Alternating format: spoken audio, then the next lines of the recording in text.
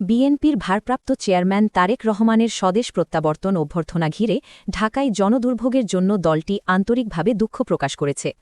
শুক্রবার বিএনপির জ্যেষ্ঠ যুগ্ম মহাসচিব রুহুল কবির রিজভীর সই করা এক সংবাদ বিজ্ঞপ্তিতে দলের পক্ষ থেকে এই দুঃখ প্রকাশ করা হয়। সংবাদ বিজ্ঞপ্তিটি আজ বেলা 2:08 বিএনপির মিডিয়া সেলের ভেরিফাইড ফেসবুক পেজে পোস্ট করা হয়।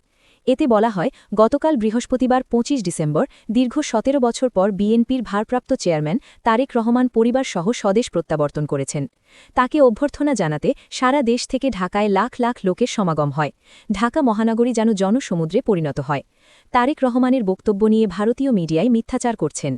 বিএনপির ভারপ্রাপ্ত চেয়ারম্যান তারেক রহমানের স্বদেশ প্রত্যাবর্তন উপলক্ষে আয়োজিত ঐতিহাসিক গণসংবর্ধনায় দেওয়া বক্তব্য নিয়ে ভারতীয় একটি গণমাধ্যমের অপপ্রচার শনাক্ত করেছে প্রেস ইনস্টিটিউট বাংলাদেশের ফ্যাক্ট চেক ও media research team Bangla fact.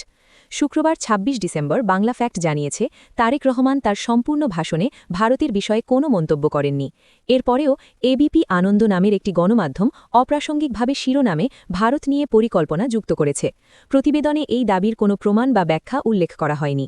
Dhaka মহানগরীতে বিপুল সংখ্যক মানুষের উপস্থিতির কারণে স্বাভাবিক জনজীবনে কষ্ট দুর্ভোগের সৃষ্টি হওয়াতে বাংলাদেশ জাতীয়তাবাদী দল গভীরভাবে মর্মাহত।